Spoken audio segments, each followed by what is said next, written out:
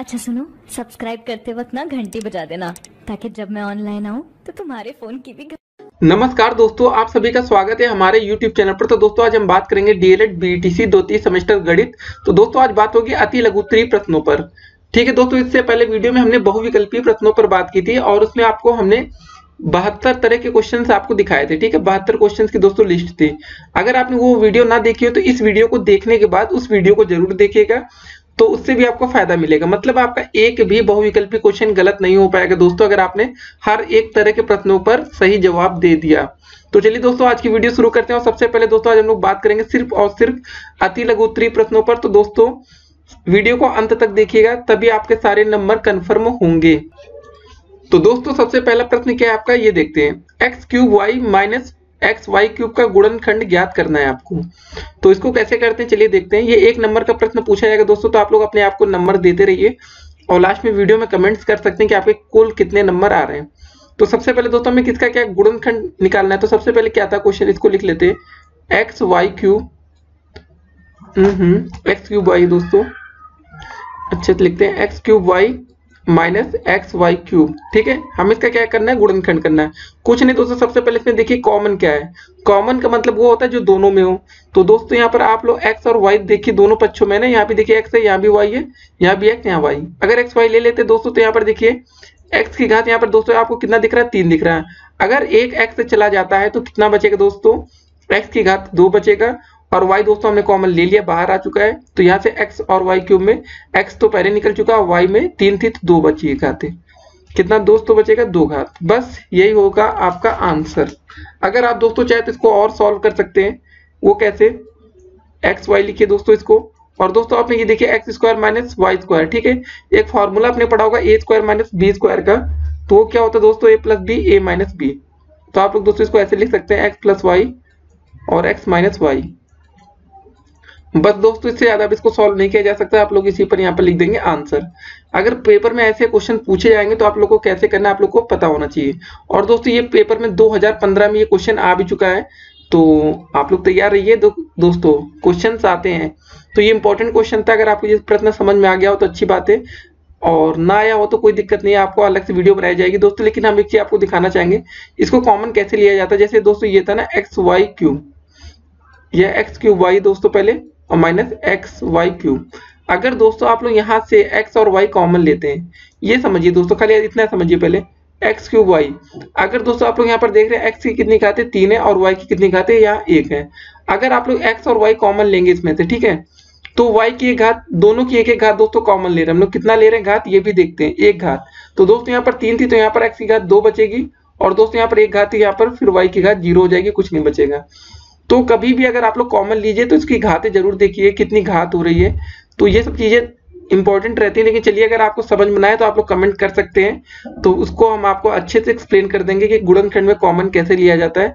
अब देखते हैं आज का दूसरा प्रश्न दोस्तों। तो दूसरा प्रश्न क्या रहा कि एक बगीचे में 2025 पौधे लगे हैं, प्रत्येक पंक्ति में उतने ही पौधे लगे हैं जितने बगीचे में कुल पंक्तियां हैं। प्रत्येक पंक्ति में कुल कितने पौधे लगे हैं ये आपको बताना है दोस्तों। तो हो सकता है आप लोग को देख के लग रहा हो यार क्वेश्चन तो बहुत बड़ा है, लेकिन ये प्रश्न सिर्फ 1 नंबर में पूछा गया है, तो 1 नंबर के लायक ही होगा ये प्रश्न। सबसे पहले दोस्तों क्या बोला गया प्रश्न में, ये देखते हैं। एक बगीचे में टोटल कुल पौधों की संख्या दोस्तों है आपकी 2025।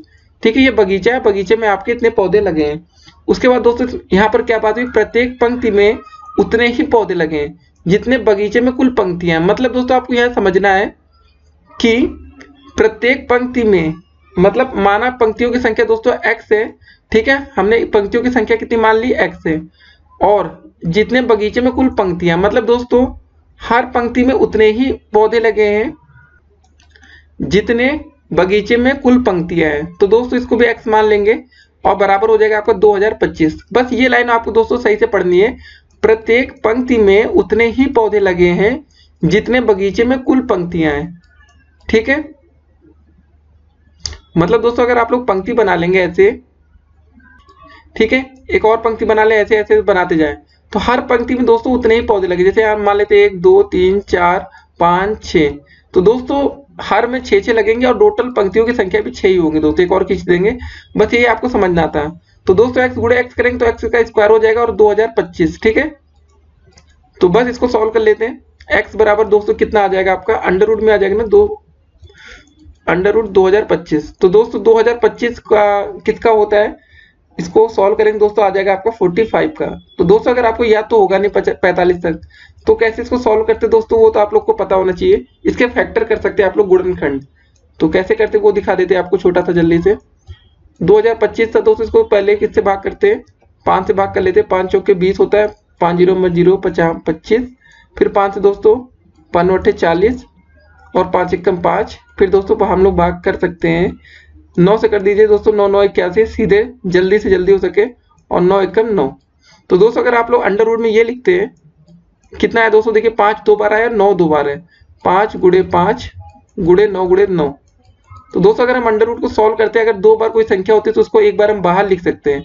एक बार दोस्तों बाहर 5 आएगा, एक बार 9 आ जाएगा, तो 9 गुणे 5 होता है 45। तो दोस्तों आप ऐसे भी सॉल्व कर सकते हैं, और आंसर क्या लिखेंगे 45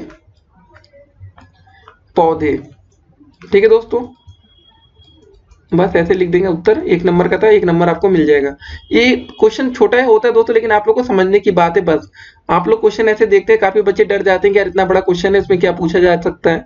लेकिन दोस्तों अगर कोई क्वेश्चन सिर्फ 1 नंबर में पूछा गया तो मतलब समझ लीजिए वो क्वेश्चन बहुत ही छोटा होने वाला है। तो बस यही आपको ध्यान देना था कि भाई हर मतलब जितने दोस्तों यहाँ पर हर पंक्ति में दोस्तों यहाँ पर 45 पौधे भी लगे हैं, और पंक्तियों की संख्या भी यहाँ पर 45 है। ठीक है, तो अब देखते हैं आज का दोस्तों अगला प्रश्न। अगर कोई दिक्कत हो कमेंट कर सकते हैं आप लोग दोस्तों। तो तीसरा प्रश्न क्या रहा आपका कि एक वर्गाकार तार का क्षेत्रफल अगर 144 सेंटीमीटर स्क्वायर है, इसे मोड़कर अगर आप लोग एक आयत बनाया गया है, ठीक है, एक आयत बनाया गया है, यदि आयत की लंबाई 16 सेंटीमीटर है तो आयत की चौड़ाई हमें बताना है। इस क्वेश्चन में बहुत ही आसान था, लेकिन आप लोग सोच रहे होंगे यार एक तो वर्ग आ गया यहाँ पर और एक आयत आ गया, अब क्या होगा। देखिए दोस्तों, एक वर्गाकार तार का क्षेत्रफल, ठीक है ना, 144 सेंटीमीटर स्क्वायर है, लेकिन हम इसको मोड़कर एक आयत बनाएंगे तो दोनों का क्षेत्रफल तो वही होगा। मतलब क्या होगा दोस्तों, वर्गाकार तार का क्षेत्रफल, ठीक है दोस्तों, बराबर दोस्तों हो जाएगा आप लोग का आयत का क्षेत्रफल। आयत का क्षेत्रफल दोस्तों, राइटिंग देखिए थोड़ी हमारी खराब है तो उस पर आप लोग ध्यान मत दीजिएगा। तो वर्गाकार तार का क्षेत्रफल दोस्तों क्यों बराबर होगा हम आपको बताते हैं। अगर आपको दोस्तों 2 किलो का एक हम लोहा दे देते हैं, 2 किलो का बाट आपने देखा होगा ना, लोहा, ठीक है, अगर आपने उसको एकदम पतला सा लंबा सा तार ऐसे बना लिया तब भी उसका वेट तो 2 किलो ही रहेगा ना, वो वेट तो चेंज होगा नहीं। तो बस कहने की बात दोस्तों यही है कि हमने भाई इसको वर्गाकार जो था हमारा वर्गाकार तार का जो क्षेत्रफल था दोस्तों, इसको मोड़कर हम एक आयत बना लिए तो क्षेत्रफल तो दोनों का तब भी बराबर होगा। इसका क्षेत्रफल दोस्तों हमें दे रखा है 144 वर्गाकार तार का, और आयत का क्षेत्रफल का दोस्तों फार्मूला होता है लंबाई गुणे चौड़ाई। देखिए दोस्तों हमें आयत का क्षेत्रफल दिया नहीं गया इसलिए हम इसका फार्मूला यूज कर रहे हैं। और दोस्तों क्वेश्चन में ये आपको लंबाई दे रखा है 16 सेंटीमीटर, तो ये 16 हो जाएगा, और दोस्तों चौड़ाई हमें नहीं पता, चौड़ाई को चौड़ाई लिखते हैं और 144 बस सॉल्व कर लेते दोस्तों। 144 बटे 16 हो जाएगा, नीचे आएगा इधर, बराबर आपका हो जाएगा दोस्तों चौड़ाई, भाग कर लेते कितनी बार जाएगा दोस्तों, 16 कम 16, 16 9 144। तो दोस्तों आपके सीधे ऐसे लिख देंगे चौड़ाई बराबर आ गई 9 सेंटीमीटर। बस यही आपको उत्तर हो गया, इतना करना था। देखिए दोस्तों ऐसे क्वेश्चन आपके पेपर में पूछे जाते हैं, तो आप लोग अच्छे से तैयारी रखिएगा। ये भी 2015 में पूछा गया क्वेश्चन है दोस्तों, जी हाँ, अच्छा क्वेश्चन है, तो तैयार रहिएगा अच्छे से। ठीक है, तो इस क्वेश्चन में कुछ नहीं था ना दोस्तों, अब आप लोग को समझ में आ गया होगा। क्या समझना था इसमें, देखिए छोटी सी बात थी कि जो हमारा वर्गाकार तार का क्षेत्रफल है उसी तार को मोड़कर हम एक आयत बना रहे हैं। ये समझिए दोस्तों, आपके मन में ये कॉन्सेप्ट आना चाहिए कि अगर हम एक 2 किलो का बाट लेते हैं, अगर उस लोहे को एकदम पतला कर दे दोस्तों, होता है ना जैसे कोई चीज पचक जाती है, कुछ भी करेंगे, लेकिन वेट तो दोस्तों उसका उतना ही रहेगा। तो बस बात उतनी ही आपको समझनी थी इसमें। अब देखेंगे आज का अगला प्रश्न दोस्तों। तो चौथा प्रश्न क्या रहा आपका कि एक कक्षा में 3x square plus 5x minus 9 बालक पढ़ते हैं, ठीक है, एवं x square plus 5x plus 4 बालिकाएं, मतलब लड़कियां पढ़ती हैं। तो कक्षा में बालकों की संख्या बालिकाओं की संख्या से कितनी अधिक है, हल कीजिए। तो दोस्तों आप लोग को काफी बच्चे डर गए होंगे इस क्वेश्चन को देखकर कि यार बालक की संख्या तो 3x square plus 5x minus 9 है, हमें नहीं पता। इस क्वेश्चन को थोड़ा आसानी से लिया जाएगा दोस्तों। अगर हम बोले कि अगर एक कक्षा में 5 लड़के पढ़ते हैं और 4 लड़कियां पढ़ती हैं, 5 लड़के 5 बॉय हैं और 4 क्या है, गर्ल्स हैं, ठीक है, लड़कियां। अब बताइए दोस्तों कक्षा में बालकों की संख्या बालिकाओं से कितनी अधिक है। आप क्या करेंगे, कहेंगे सर हम सिंपल से ये करेंगे, 5 में से 4 घटा देंगे और बता देंगे कि एक लड़का लड़कियों से ज्यादा पढ़ रहा है, मतलब 4 लड़की एक लड़का ज्यादा है। ठीक है, तो कहेंगे यार ये कितना आसान था समझना। तो दोस्तों क्या ये तरीका हम सेम टू सेम या इस क्वेश्चन पर यूज कर सकते हैं, बस ये आपको सोचना है। ठीक है दोस्तों इस क्वेश्चन को हटाते हैं। देखिए हमें बालक की संख्या दे रखी है 3x² प्लस 5x माइनस का 9। ठीक है, ये दे रखी है दोस्तों बालक की संख्या, मतलब लड़कों की संख्या, और बालिकाओं की संख्या दोस्तों हमें दे रखी है x² प्लस का 5x माइनस का 4। ठीक है, प्लस का ये दोस्तों ये आपकी गर्ल्स है जी लिख, और ये क्या है बॉय। तो हमें दोस्तों बताना है कि इसमें बालक की संख्या बालिकाओं से कितनी अधिक है। तो हमने दोस्तों इससे पिछले क्वेश्चन में हमने आपको एग्जांपल से बताया कि बस सिंपल से आप इसमें से घटा लेंगे, ये लड़कों में से लड़कियां घटा लेंगे दोस्तों, आपका उत्तर मिल जाएगा। तो चलिए घटा लेते हैं। पहले लिखते हैं 3x² प्लस 5x माइनस का 9। ठीक है, और घटाना है ना ये दोस्तों, ऐसे माइनस का चिन्ह लगाएंगे तो सभी के अंदर अगर ब्रैकेट में है ना तो सभी के अंदर माइनस हो जाएगा, इसलिए दोस्तों हमने ब्रैकेट करके आपको पूरा एक एक स्टेप सोचा बता दिया जाए। तो ये हो गया। अब दोस्तों क्या होगा 3x² प्लस वैसे ही लिख लेंगे 5x माइनस 9। दोस्तों देखिए माइनस ब्रैकेट से पहले है ना ये वाला माइनस, इस ब्रैकेट से पहले अगर माइनस ब्रैकेट के अंदर जाएगा तो सबको क्या कर देगा, ये माइनस कर देगा। माइनस का x² हो जाएगा दोस्तों, माइनस का 5x होगा और माइनस का 4 होगा। बस सॉल्व कर लेते दोस्तों, क्या हो जाएगा 3x² में से एक x² कम हो जाएगा दोस्तों, कितना बचेगा 2x² बचेगा। ठीक है, और यहाँ पर दोस्तों की देखिए यहाँ पर प्लस का 5x है, यहाँ पर माइनस का 5x है, दोनों को क्या कर सकते हैं काट देते हैं, ये और ये कट गया खत्म। और दोस्तों यहाँ पर माइनस का 9 है और यहाँ पर माइनस का 4 है, तो दोस्तों माइनस माइनस से दोनों क्या हो जाएंगे जुड़ जाएंगे, तो हो जाएगा माइनस का 13, 2x² माइनस 13, यही आपका उत्तर हो जाएगा। कितना आसान था दोस्तों, बस आपको समझना है थोड़ा, और कुछ नहीं है। कोई भी क्वेश्चन कठिन नहीं होता, कोई भी क्वेश्चन आसान नहीं होता, बस आपको यही समझना था कि जो इसमें थोड़ा इसकी लैंग्वेज या भाषा इतने बदल दी क्वेश्चन बनाने वाले ने, तो आपको लगा कि यार कठिन है। अगर उसने ये बोला होता खाली कि कक्षा में 5 लड़के पढ़ते हैं और 4 लड़कियां पढ़ती हैं, बताइए कि लड़कों की संख्या लड़कियों से कितनी ज्यादा है, तो आप लोग आंख बंद करके बोलते सर 5 - 4 करिए, एक बचेगा, जो आएगा एक आएगा, एक लड़का जाता है। तो बस एग्जामिनर ने सोचा कि यार थोड़ा सा सवाल को कठिन बनाया जाए, तो उसने 5 4 की जगह ये रख दिया। तो अगर आपके पेपर में कोई भी क्वेश्चन आएगा तो हमें नहीं लगता दोस्तों अब आप लोग कोई गलती करेंगे। अब देखते हैं आज का अगला प्रश्न दोस्तों। तो 5वां प्रश्न क्या रहा आपका कि 3, 5, x, 9 और 11 का समांतर माध्य अगर 7 दे रखा है तो x का मान ज्ञात करना है। तो चलिए देखते हैं कैसे करते हैं दोस्तों। अगर हम इसका समांतर माध्य दे रखा है दोस्तों, अगर समांतर माध्य का कोई क्वेश्चन आता है तो कैसे किया जाता है, सबसे पहले ऊपर जो पदों की संख्या होती है इसको पहले सबसे पहले जोड़ लेते हैं एक साथ। पहले लिखेंगे इसको 3 प्लस 5 प्लस आपका x है प्लस 9 प्लस 11, और दोस्तों ये देखते हैं कितनी बार टोटल संख्या आई है, 1 2 3 4 5, मतलब नीचे बटे में 5 जाएगा और बराबर दोस्तों क्या आ जाएगा आपका 7। बस ये करना है। इसमें देखिए आप लोग कभी कंफ्यूज मत होइएगा, समांतर माध्य ये सब छोटी चीजें होती हैं, नहीं तो आप लोग परेशान हो जाएंगे। तो क्या करेंगे सबसे पहले गिन लेंगे टोटल कितनी बार संख्या आई है, गिने 1 2 3 4 5, तो नीचे 5 जाएगा अपॉन में, और ऊपर दोस्तों जो रहेगा उसको जोड़ लेंगे 3 plus 5 plus x plus 9 plus 11। ठीक है, अब इसका तिर्यक गुणा कर लेते दोस्तों, कितना हो जाएगा 7 × 5, इसको जोड़ लेते दोस्तों, कितना हो गया 5 3 8 और 8 9 17, 17 और 11 दोस्तों कितना हो गया 18 10 28। ठीक है, 28 प्लस का x, इसको जोड़ लेते दोस्तों, कितना हो गया 7 5 35 बराबर आपका हो जाएगा 28 प्लस x। तो यहाँ से x की वैल्यू दोस्तों आ जाएगी आपकी 35 - 28। तो दोस्तों हमें पता चल गया कि x की वैल्यू हमारी आ गई 7। तो हमें यही बताना था, हमें x का मान ज्ञात करना था। तो ये आपका आ जाएगा उत्तर।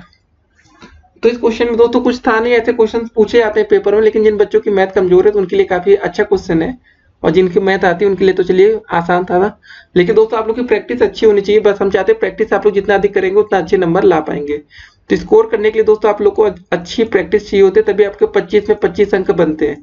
तो दोस्तों हम उम्मीद करेंगे कि इस बार अधिक से अधिक बच्चे 25 में 25 अंक लेकर आए मैथ में। तो आप देखेंगे आज का अगला प्रश्न दोस्तों। तो 6 नंबर प्रश्न क्या रहा आपका कि 9:x समानुपात x अनुपात 16, तो x का मान लिखिए। लिखना क्या है दोस्तों, ज्ञात करना पड़ेगा, ऐसे तो आएगा नहीं। तो दोस्तों ऐसे क्वेश्चन को करने के लिए सबसे आसान तरीका होता है समानुपात में, देखिए पहले और अंतिम पद का गुणा होता है और बीच का गुणा होता है। तो दोस्तों क्या हो जाएगा 9 × 16 और x का x से गुणा होगा दोस्तों क्या हो जाएगा x × x। तो 16 9 दोस्तों तो आपका 144 और x का स्क्वायर हो जाएगा यहाँ पर। तो दोस्तों यहाँ से x बराबर आपका निकाल लेंगे, अंडर रूट आप जाएगा आपका 144। तो दोस्तों x की वैल्यू क्या होता है कि अंडर रूट 44 100 किसका होता है, ये होता है आपका 12 का। तो बस आपका उत्तर आ जाएगा 12। तो ये था आसान सा तरीका दोस्तों करने का आपका। अगर जिन बच्चों को समझ में ना आया तो कमेंट कर सकते हैं। ये सबसे आसान तरीका होता है दोस्तों, कभी भी समानुपात का क्वेश्चन आएगा तो आप लोग ऐसे कर सकते हैं, ठीक है। क्योंकि ये रूल होता है कि पहले जो बाह्य पदों का गुणनफल, ठीक है दोस्तों, बराबर होता है मध्य पदों का गुणनफल। तो दोस्तों देखिए बाह्य पद का गुणनफल आपका था 16 गुणे 9 और ये अंतर पद था x गुणे x, ये बीच वाला है ना दोस्तों x गुणे x, ये अंतर पद थे। आप देखेंगे आज का अगला प्रश्न दोस्तों। तो 7वां प्रश्न कह रहा है आपका कि समीकरण x/3 + x/2 = 10 को हल कीजिए। तो चलिए दोस्तों अच्छा क्वेश्चन आ गया समीकरण से, क्योंकि काफी बच्चे समीकरण देख कर ही डर जाते हैं। तो ये लिखा है x/3 + x/2 बराबर आपको 10 को हल करना है। कैसे होगा चलिए देखते हैं। सबसे पहले दोस्तों यहाँ पर क्या ले लेते हैं, इसका एलसीएम ले लेते हैं। कितना हो जाएगा, 3 और 2 है दोस्तों 6 हो जाएगा नीचे, और या तिर्यक गुणा कर सकते हैं दोस्तों, यहाँ से 2 कम 2 2x हो जाएगा सीधे यहाँ पर, और प्लस यहाँ पर हो जाएगा दोस्तों 3x बराबर 10, ठीक है। और 2x और 3x को जोड़ देंगे दोस्तों, हो जाएगा आपका 5x बराबर दोस्तों हो जाएगा 10 गुणे 6, ठीक है। इसका 6 का यहाँ तिर्यक गुणा हो गया। तो x बराबर दोस्तों क्या हो जाएगा 10 गुणे 6/5। तो काट लेते 5 1 5 5 दूनी 10, 6 गुणे 2 दोस्तों कितना हो गया 12। तो बस आपको उत्तर आ जाएगा 12। तो बस दोस्तों इतना ही करना था इस क्वेश्चन में, और कुछ नहीं था। तो समीकरण से ऐसे क्वेश्चन पूछे जाते हैं। देखिए 1 नंबर का प्रश्न रहेगा तो आप लोग को ज्यादा दिक्कत नहीं करेगा, छोटे ही होते हैं तो 1 नंबर के प्रश्नों में ज्यादा दिक्कत नहीं आती, तो आप लोग आसानी से कर ले जाएंगे। आप देखेंगे आज का अगला प्रश्न दोस्तों। तो 8वां प्रश्न आपका क्या रहा है कि चित्र में त्रिभुज ABC और त्रिभुज PQR दो समरूप त्रिभुज हैं। यदि BC बराबर 2 सेंटीमीटर, AB 3 सेंटीमीटर और QR 3 सेंटीमीटर, तो भुजा PQ की माप ज्ञात करना है। तो चलिए दोस्तों जल्दी से एक आप लोग के लिए दो समरूप त्रिभुज बनाया जाता है। तो त्रिभुज है ना,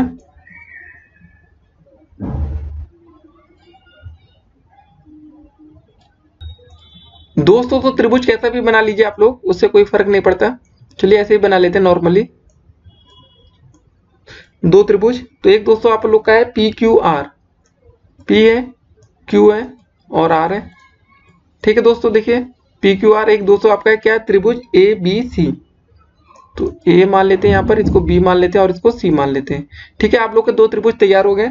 और दोस्तों देखिए क्या क्या कंडीशन दे रखी है, लिखते हैं कि इसमें अगर BC बराबर 2 सेंटीमीटर, तो BC आपकी ये दे रखी है दोस्तों 2 सेंटीमीटर, और AB बराबर 3 सेंटीमीटर, तो दोस्तों ये आपकी है 3 सेंटीमीटर, ठीक है।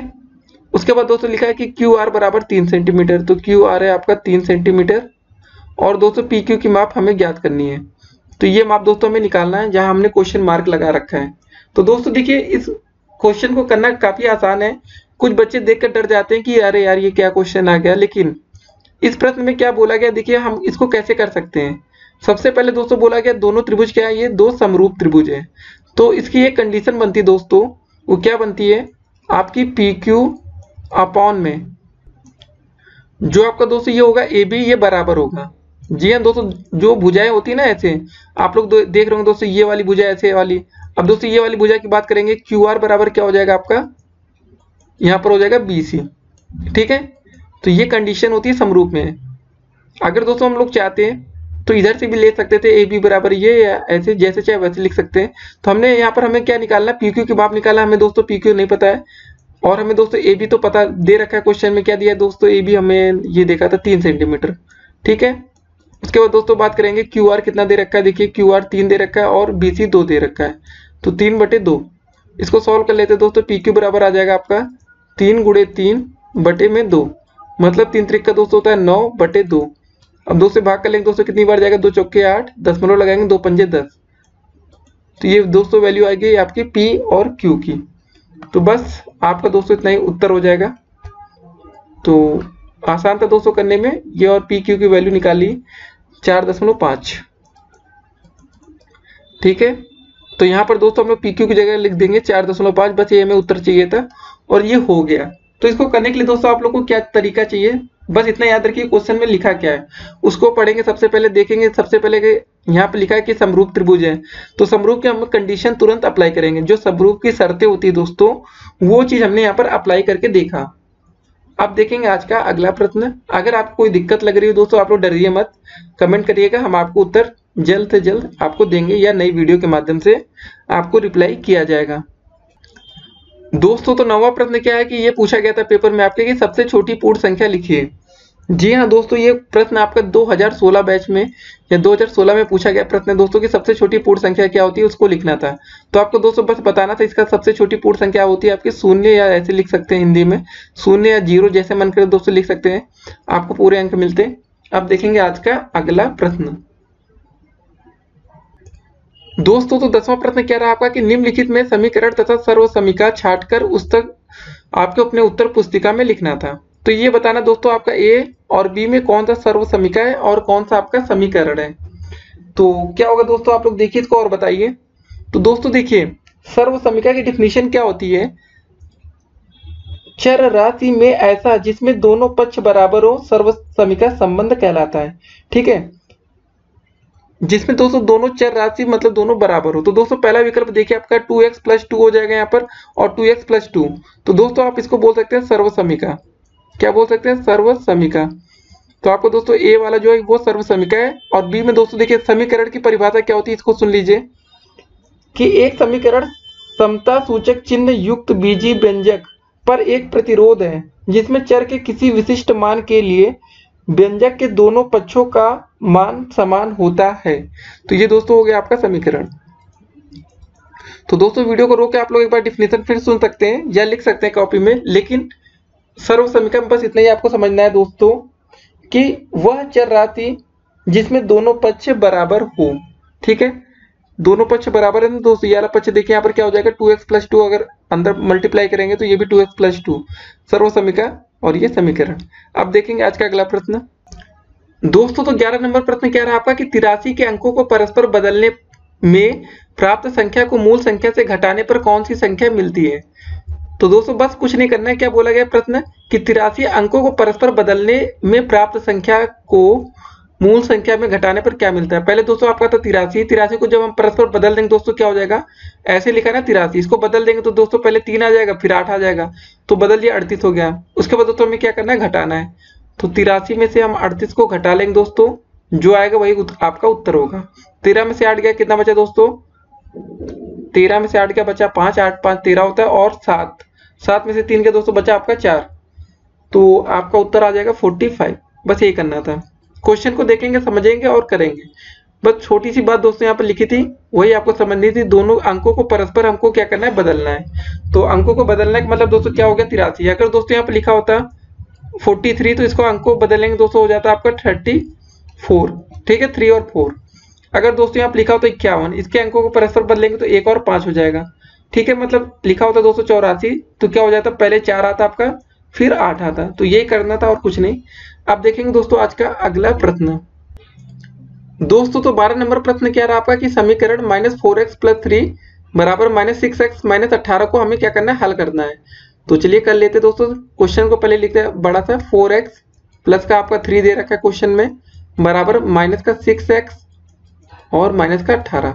तो दोस्तों देखिए ये -4x है ना, इसको इधर लेके आते दोस्तों, राइट हैंड में लाते हैं। -6x को क्या हो जाएगा, -4x यहाँ पर हो जाएगा दोस्तों, प्लस का 6x, और दोस्तों बराबर में क्या हो जाएगा दोस्तों, ये -18 दे रखा है, और प्लस का 3 दोस्तों इधर जाएगा तो माइनस में हो जाएगा। ये हो गया दोस्तों, बस सॉल्व कर लेते। 6 में से 4 गया दोस्तों, बचा आपका 2x, और दोस्तों माइनस माइनस से दोनों क्या हो जाएगा, जुड़ जाएगा। तो जोड़ देते हैं -21। तो दोस्तों यहाँ से x की वैल्यू निकालेंगे माइनस का 21/2, 21/2। तो यही आपका हो जाएगा दोस्तों, क्या हो जाएगा, उत्तर। बस इतना ही करना था आपको, और कुछ नहीं करना था इस क्वेश्चन में। तो बस दोस्तों इतना ही हल किया जा सकता है, इससे ज़्यादा हल करने का कोई फायदा नहीं है। या दशमलव मिला सकते हैं दोस्तों, 10.5 लिख सकते हैं, लेकिन कोई फायदा नहीं होगा दोस्तों। चलिए आपका समीकरण हल हो गया। अब देखते हैं आज का अगला प्रश्न। दोस्तों तो 13 नंबर प्रश्न क्या रहा आपका कि एक कक्ष की लंबाई 11 मीटर, चौड़ाई 8 मीटर है, और आपकी दोस्तों ऊंचाई दे रखा है 5 मीटर। तो कक्ष की चारों दीवारों का क्षेत्रफल ज्ञात करना है दोस्तों आपका। तो बस सिंपल सा फार्मूला यूज करेंगे, इसका क्षेत्रफल बराबर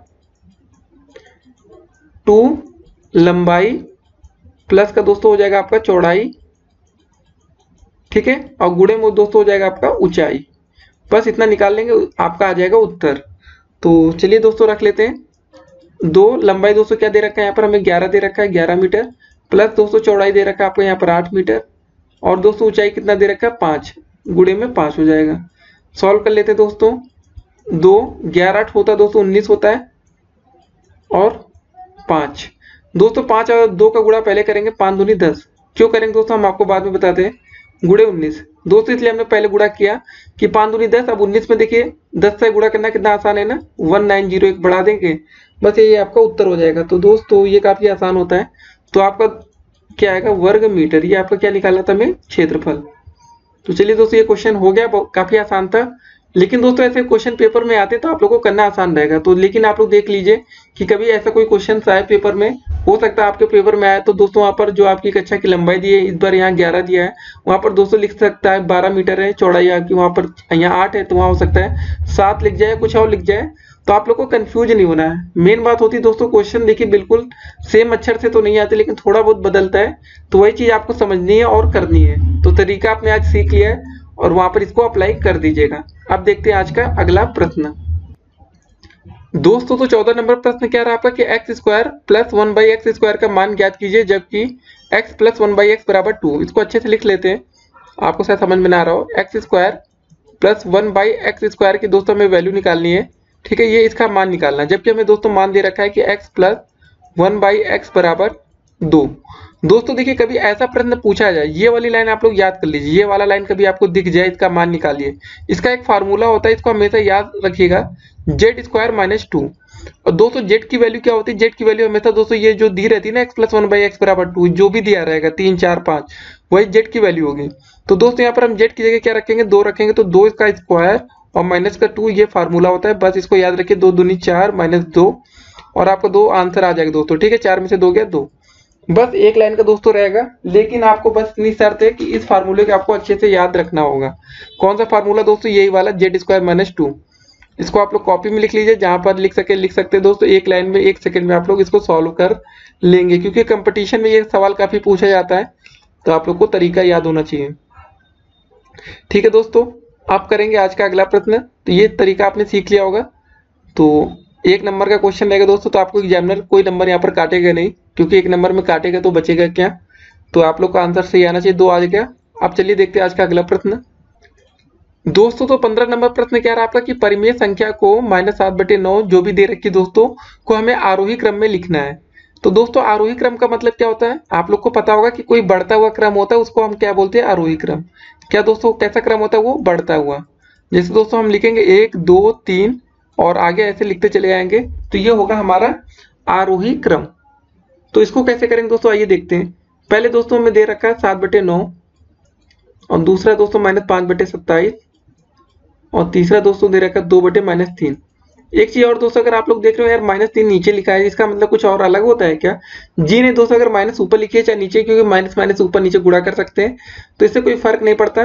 तो हमने वैसे ही आपको लिख के दिखा दिया, नहीं तो आप लोग परेशान होंगे। तो ऐसे क्वेश्चन में सबसे पहले दोस्तों हम लोग एक काम करते हैं, माइनस को कॉमन लेते हैं, इसको पूरे एक ब्रैकेट में लिख लेते हैं। 7/9 हो गया, 5/27 हो गया, और 2/3 हो गया। माइनस हट गया, अब अच्छा लग रहा है दोस्तों देखने में, नहीं तो काफी बच्चे टेंशन में आते हैं कि माइनस है, क्या होगा क्या होगा। तो अब क्या कर सकते हैं दोस्तों, ये देखते हैं। दोस्तों सबसे पहले हम लोग इसका एक एलसीएम ले लेते हैं। क्या हो जाएगा दोस्तों एलसीएम, 9 3 27 27, ठीक है। तो सबसे अच्छा रहेगा दोस्तों तरीका एलसीएम भी लेके कर सकते हैं, या तो दोस्तों एक काम और कर सकते हैं, इसमें 100 से गुणा करके भी कर सकते हैं। लेकिन दोस्तों 100 से गुणा करने का कोई फायदा नहीं होगा, क्योंकि 9 से कटती है नहीं संख्या, तो आप लोग परेशान हो गए। नीचे हर में अगर दोस्तों 5 दिया होता तो आप लोग 100 से गुणा कर सकते थे, 5 या 2 दे रखा होता दोस्तों, जो 100 कट जाए जिससे, मतलब 4 हो गया। तो चलिए दोस्तों इसमें हम एलसीएम ले लेते हैं। एलसीएम हो जाएगा आपका 27 ही हो जाएगा सबका दोस्तों। तो इसमें करेंगे, क्या हो जाएगा, 9 3 27 ऊपर हो जाएगा दोस्तों, 7 3 21, ठीक है दोस्तों। ये तो 5/27 ही रहेगा, इसमें कोई चेंजेस नहीं आएगा। और दोस्तों यहाँ पर क्या हो जाएगा, 3 9 27 होता है दोस्तों ना, तो 9 दूनी 18, तो यहाँ पर हो जाएगा 18/27। तो दोस्तों हमने क्या किया था, इसमें सिर्फ एलसीएम ले लिया और कुछ नहीं किया है, तो बस और माइनस आगे कर देते हैं। तो दोस्तों अब माइनस को अंदर चलिए एंट्री करा देते हैं, -21/27, -5/27 और -18/27। अब दोस्तों इसको हम क्या लिखते हैं, आरोही क्रम में। तो आरोही क्रम का मतलब दोस्तों हमने बताया कि आपको बढ़ता हुआ क्रम होता है आरोही का मतलब। तो यहाँ पे लिख देंगे दोस्तों हम लोग आरोही क्रम में लिखने वाले हैं, आरोही क्रम। ठीक है, तो दोस्तों बढ़ता हुआ क्रम आपको याद रखना है, आरोही का मतलब होता है। तो सबसे छोटी संख्या इसमें क्या दिख रही है आप लोग ये बताइए। देखिए जो माइनस में सबसे बड़ी दिख रही होगी -21, ये सबसे ज्यादा सबसे छोटी है। मतलब क्या हो गया दोस्तों, अगर आपने 100 रुपए एक बच्चे ने उधार लिया है, एक ने 50 रुपए उधार लिया, तो दोस्तों कौन सबसे ज्यादा गरीबी में हुआ, तो 100 रुपए वाला ना। तो बस वैसे ही समझना। तो यहाँ पर सबसे छोटी संख्या होगी आपकी -21/27। अब दोस्तों उसके बाद बात करेंगे तो -18/27 दोस्तों उससे छोटा। अब दोस्तों सबसे बड़ा दोस्तों जो यहाँ पर होगा वो बढ़ रहा है, वो है -5/27, क्योंकि दोस्तों ये सबसे जल्दी प्लस में चला जाएगा, लेकिन जो -21 और -18 को प्लस में आने में थोड़ा सा समय ज्यादा लगेगा। तो ये था दोस्तों तरीका, इससे आप लोग आरोही क्रम में निकाल लिए।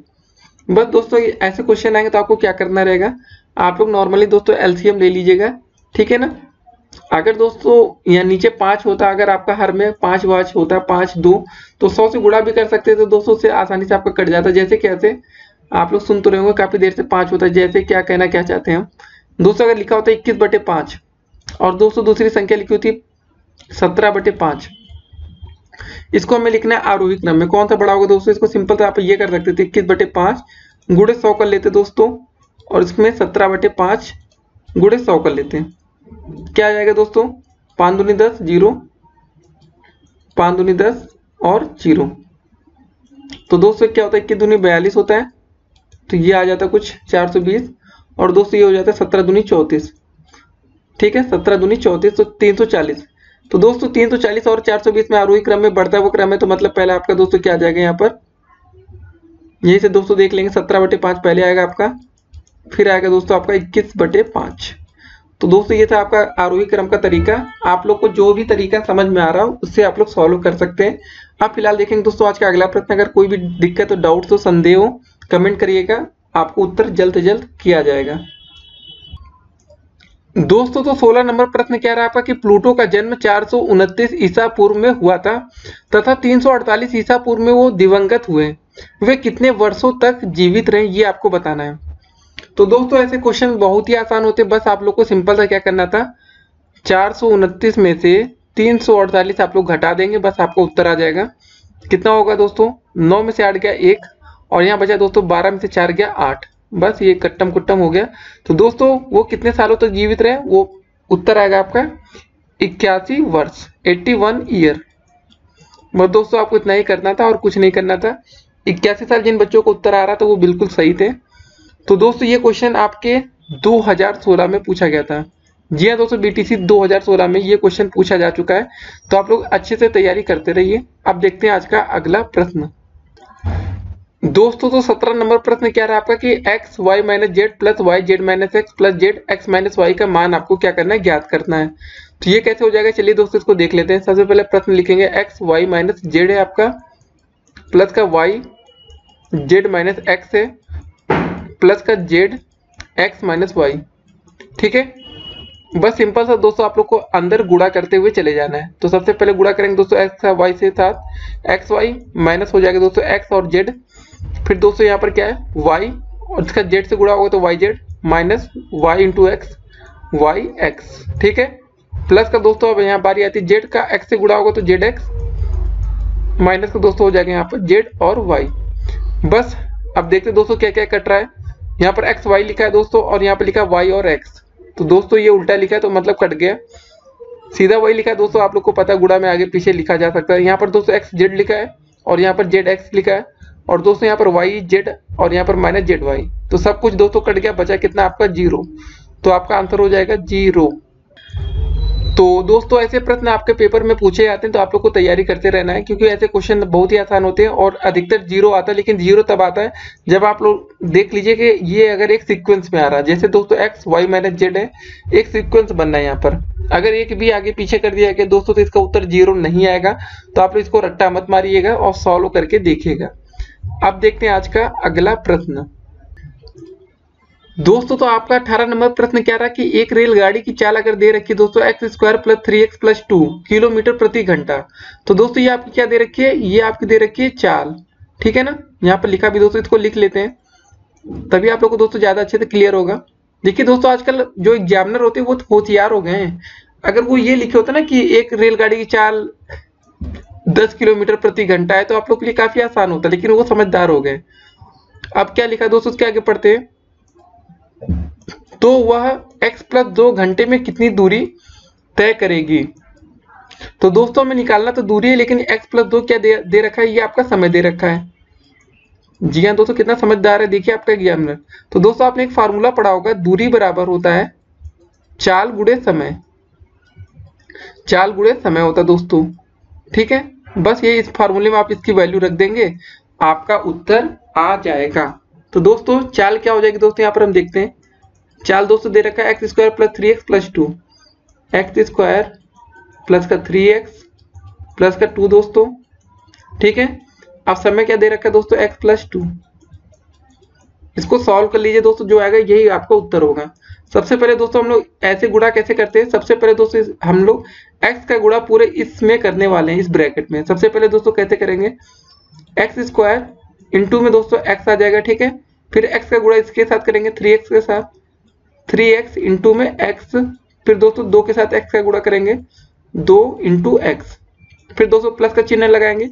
अब 2 का गुणा अंदर होने वाला है, तो सबसे पहले 2 का गुणा दोस्तों एक्स स्क्वायर के साथ होगा, तो क्या आएगा 2 डॉट एक्स स्क्वायर, प्लस 2 का गुणा अगर 3x के साथ करेंगे तो दोस्तों कितना आ जाएगा 2 दशमलव, या डॉट करें, ये गुणा के चिन्ह दोस्तों, दशमलव नहीं है, ठीक है। फिर 2 और 2।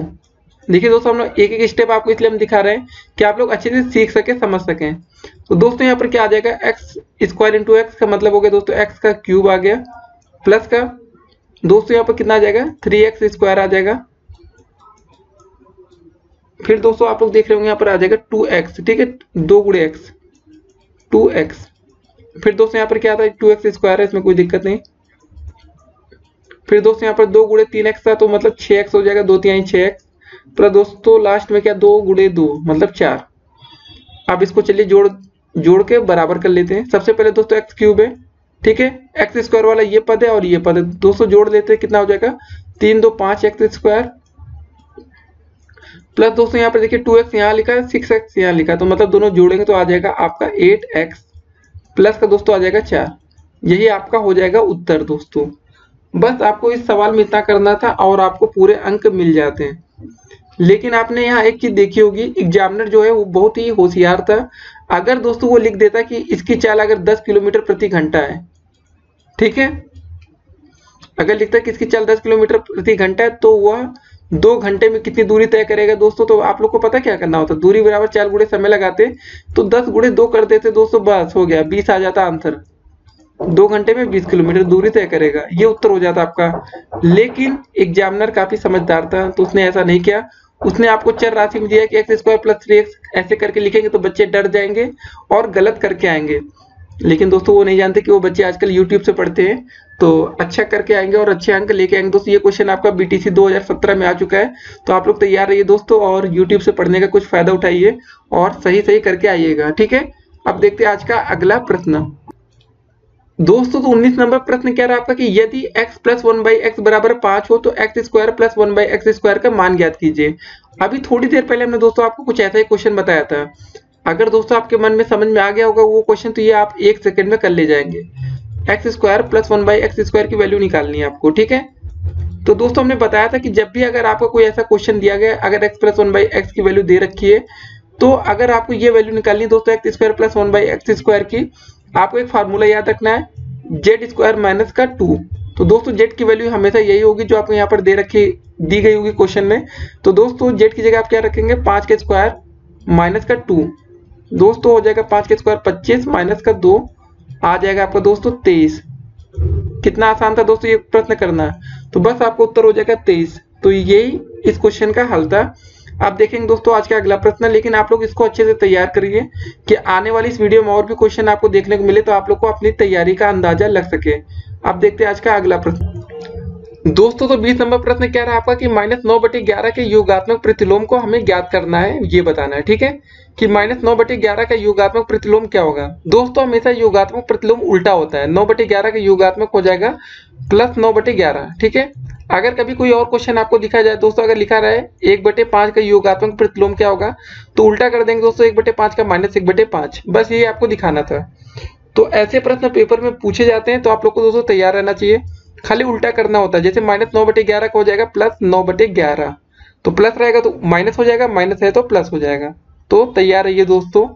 एक चीज और दोस्तों, काफी बच्चे हमसे पूछ रहे थे दोस्तों, देखिए जो बच्चे हमसे व्हाट्सएप पर जुड़ना चाहते हैं लेकिन उसकी दोस्तों फीस थोड़ी सी महंगी है, जो कि 1000 रुपये पर मंथ है, तो दोस्तों मानते फीस महंगी है, और हमारा एक नया एक्सपेरिमेंट चल रहा है दोस्तों कि पहले 10 बच्चों के लिए दोस्तों हम व्हाट्सएप ग्रुप ज्वाइन कराना चाहते हैं। मतलब ग्रुप नहीं रहेगा दोस्तों, सीधे आप लोग व्हाट्सएप से हमसे कनेक्ट रहेंगे, जिसमें पहले 10 बच्चे ही कनेक्ट हो सकते हैं हमसे।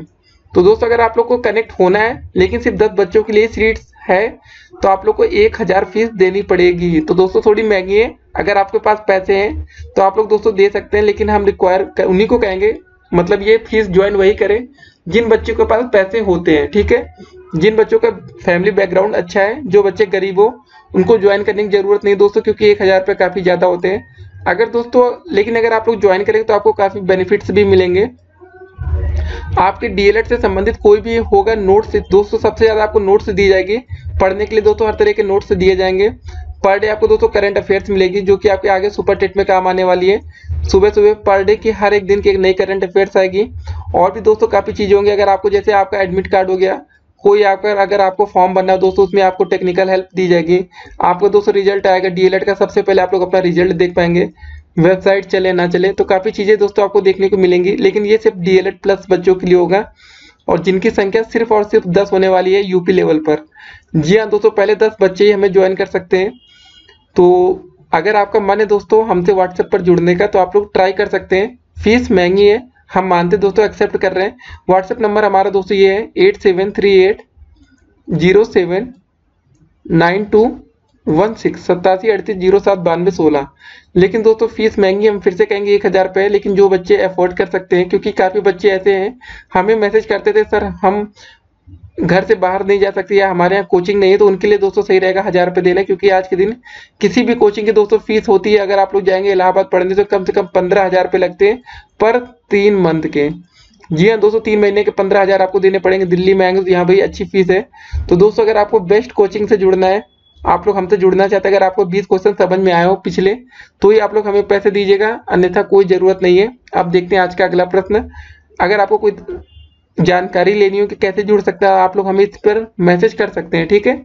तो चलिए सवाल देखते हैं, आज का अगला प्रश्न क्या है दोस्तों। तो 21 नंबर प्रश्न क्या रहा आपका कि एक त्रिभुज का क्षेत्रफल अगर 48 सेंटीमीटर स्क्वायर है, उसकी ऊंचाई हमें 8 सेंटीमीटर दे रखी है, तो दोस्तों त्रिभुज के आधार की माप हमें बताना है। तो क्या होता है दोस्तों, त्रिभुज का क्षेत्रफल का फार्मूला पहले आपको पता होना चाहिए दोस्तों। ऐसे लिख सकते हैं, त्रिभुज का क्षेत्रफल बराबर दोस्तों होता है आपका 1/2 गुणे आधार गुणे ऊंचाई होता है दोस्तों, ठीक है।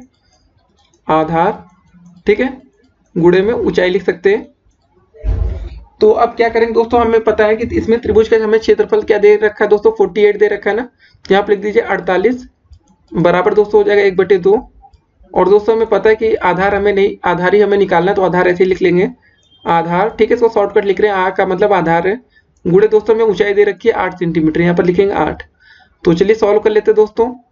क्या हो जाएगा, इसको ऐसे काट सकते हैं, 8 एकम 8, 8 पंच 40, 8 छंग 48, 6 का दोस्तों तिर्यक गुणा हो जाएगा, 6 गुणे 2 ऐसे लिख सकते हैं, बराबर आ जाएगा आपका आधार। आधार पूरा लिख लेते हैं। तो दोस्तों 6 दूनी होता है 12, ठीक है। आप इसकी यूनिट जरूर लिखिएगा, इकाई जिसको बोलते हैं हिंदी में। तो हो जाएगा 6 दूनी 12, 12 सेंटीमीटर, ठीक है। तो आपका आधार आ गया 12 सेंटीमीटर।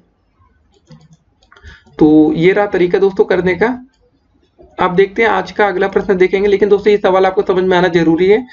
तो आपको समझ में आ गया होगा दोस्तों, क्योंकि इसमें सिर्फ हमने क्या यूज किया है कि जो त्रिभुज का क्षेत्रफल होता है उसी को यूज किया, 1/2 आधार गुणे ऊंचाई, बस इतना फार्मूला आपको पता होना चाहिए। अब देखते हैं आज का अगला प्रश्न दोस्तों। तो 22 नंबर प्रश्न क्या रहा आपका कि -5 ये सब दे रखा है दोस्तों, का मान हमें ज्ञात करना है, ठीक है। मान ज्ञात कीजिए।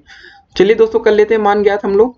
सबसे पहले दोस्तों लिख लेते हैं प्रश्न क्या, -5 है, फिर माइनस का, फिर ब्रैकेट के अंदर -45, फिर दोस्तों यहाँ पर भाग का चिन्ह है, फिर अंदर लिखेंगे ब्रैकेट में -15 दोस्तों, प्लस का -3 गुणे 5। इसको सॉल्व कर लेना है। तो दोस्तों यहाँ पर बोर्ड माउस का भी हम रूल अप्लाई होता है यहाँ पर, ठीक है। बोर्ड माउस आपने सुन रखा होगा। तो बोर्ड माउस का फुल फॉर्म क्या होता है, BOD MAS बॉड मास, ठीक है। 20 होता है ब्रैकेट, O से ऑफ होता है, D से डिवाइड मतलब भाग, M से मल्टीप्लाई मतलब गुणा, और A से एडिशन मतलब जोड़, और S से सब्ट्रैक्शन मतलब घटाना। ब्रैकेट का मतलब दोस्तों हिंदी में होता है कोष्टक। दोस्तों यहाँ पर लिखे रहने देते -5 ऐसे आ जाएगा दोस्तों। ये जब ब्रैकेट हटेगा ये वाला ना, तो ये माइनस और ये माइनस मिलकर हो जाएंगे प्लस का 45, और भाग का चिन्ह रहेगा दोस्तों ऐसे, तो यहाँ पर -15 रहने देते हैं। और दोस्तों प्लस का ये दोस्तों देखिए 3 और 5 इसका गुणा कर लेते हैं, -15 हो जाएगा। देखिए दोस्तों बॉड मास से यहाँ कोई फर्क नहीं पड़ेगा लास्ट में, ठीक है।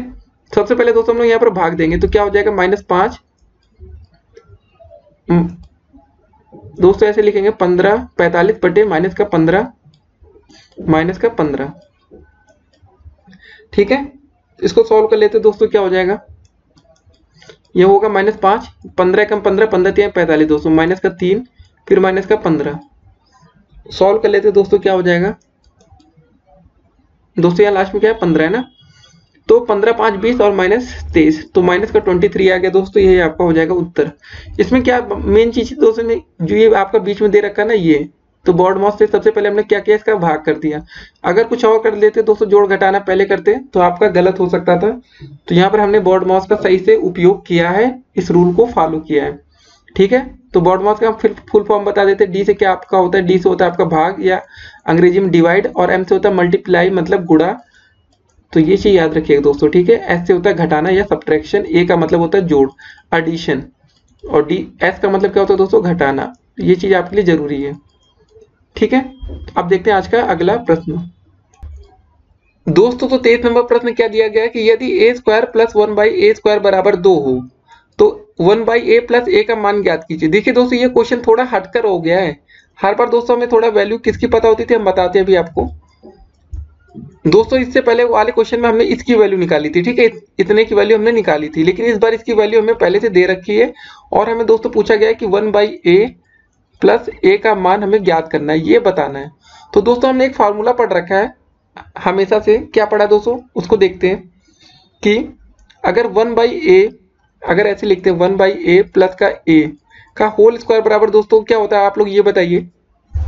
a प्लस b का होल स्क्वायर का फार्मूला दोस्तों सबको पता होगा, तो हो जाएगा दोस्तों ये आपका 1/a², ठीक है। देखिए कोई भी क्वेश्चन को थोड़ा तरीके से लगाया जाता है ना, इसलिए आपको ये समझ में शायद ना आए, लेकिन समझना पड़ेगा आपको, ठीक है। 1/a² into a² plus 2ab होता है, 2 इंटू a इंटू ab, ऐसे कर सकते हैं दोस्तों। लेकिन चलिए यहाँ पर आगे पीछे हो रहा है, नहीं तो आप लोग शायद समझ ना पाए। a का मतलब दोस्तों हमारा है 1/a से, यहाँ पर क्या लिखा 1/a लिखा है ना, तो 2 इंटू a क्या हो जाएगा 1/a इंटू b 1, ये जाएगा कट, आपको बचेगा कितना दोस्तों 1/a² प्लस a² प्लस का 2।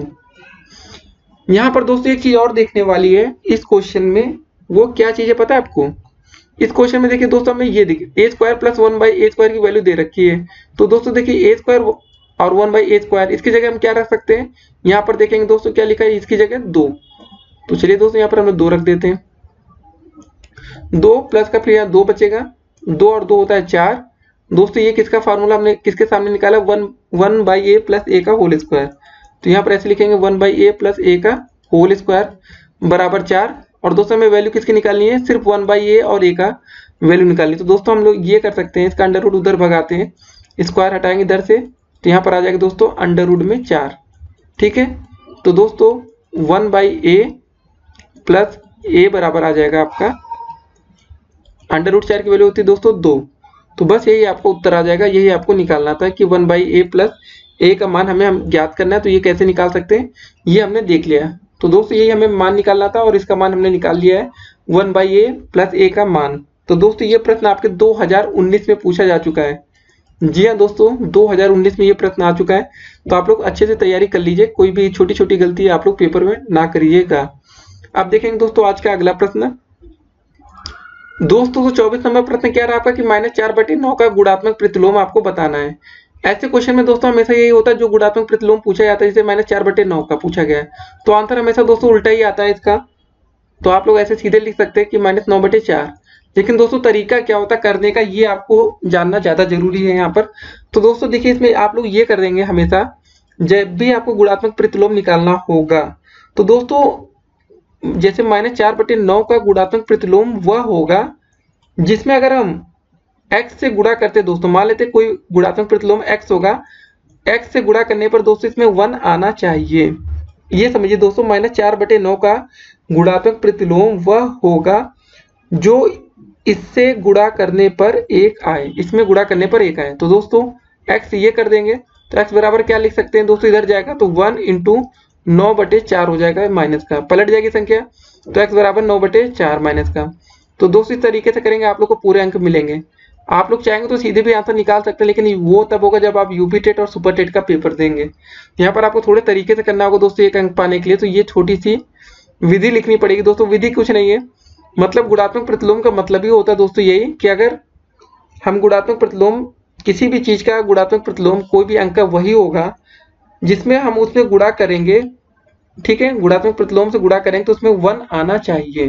तो दोस्तों हमने यहाँ पर क्या किया था, x से गुणा किया तो हमारा गुणात्मक प्रतिलोम 1 आया, तो ये संख्या जाती है पलट। तो ये हो गया आपका आंसर। अब देखते हैं आज का अगला प्रश्न दोस्तों। तो 25 नंबर प्रश्न क्या रहा आपका कि 5 पुस्तकों का मूल्य 7 पुस्तकों के मूल्य से 72 रुपए कम है, ठीक है। तो एक पुस्तक का हमें मूल्य ज्ञात करना है। तो सबसे पहले दोस्तों हम जानेंगे कि इस 5 पुस्तक का मूल्य 7 पुस्तकों के मूल्य से 72 कम है। मतलब हमें पता चल जाए दोस्तों कि 7 पुस्तकों का मूल्य कितना है, तो हम उत्तर निकाल सकते हैं। या तो हमें सिंपल सा एक पुस्तक का मूल्य ज्ञात करना, तो दोस्तों उसी पर हमें ध्यान देना चाहिए। तो सबसे पहले दोस्तों मान लेते हैं कि हमने मान लिया कि जो हमारे 7 पुस्तक का मूल्य है, माना 7 पुस्तक का मूल्य, पुस्तक